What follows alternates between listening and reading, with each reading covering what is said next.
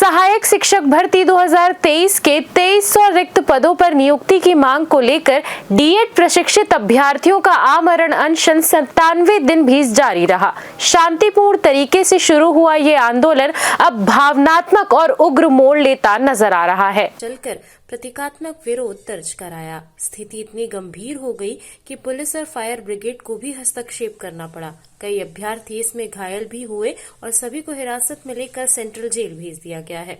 इस घटना पर जानकारी लेने पहुंचे छत्तीसगढ़ प्रदेश कांग्रेस के अध्यक्ष दीपक बैज ने उनसे मुलाकात कर मीडिया से चर्चा करते हुए कहा कि सरकार की ये दमन की नीति ठीक नहीं। पीसीसी चीफ दीपक बैज उनकी मांगों का समर्थन करते हुए कहा कि सरकार को तत्काल संज्ञान लेकर उचित कार्यवाही करने की अपील की है। जिस तरह से कल डीएड अभ्यर्थियों के साथ सरकार ने जिस तरह से बर्बरता की है, मानवीयता की सारे हदें सरकार ने पार कर दी। विगत लगभग 2 महीनों से अपनी डीएड अभ्यर्थी सिर्फ अपनी नियुक्ति पत्र के लिए, उनका नौकरी में ऑलरेडी चयन हो चुका है, उनको सिर्फ सरकार को नियुक्ति पत्र देना है। लेकिन विडंबना देखिए कि सरकार 2 साल हो गया और सिर्फ 2300 अभ्यर्थियों को, चयनित अभ्यर्थियों को सरकार नौकरी नहीं दे पाई।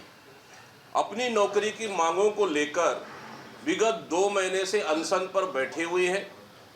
सरकार का कोई नुमाइंदा उनसे बात करने को तैयार नहीं।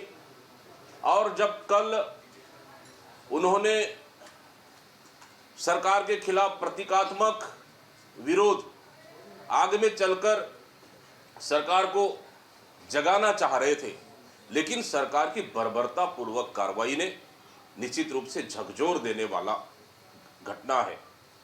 रात को 12 बजे तक सेंट्रल जेल रायपुर में डीएड अभ्यर्थियों को लगभग 150 युवाओं को सरकार ने 151 के तहत जेल में बंद कर दिया और अभी भी वो जेल में बंद है। आखिर सरकार क्या साबित करना चाह रही है?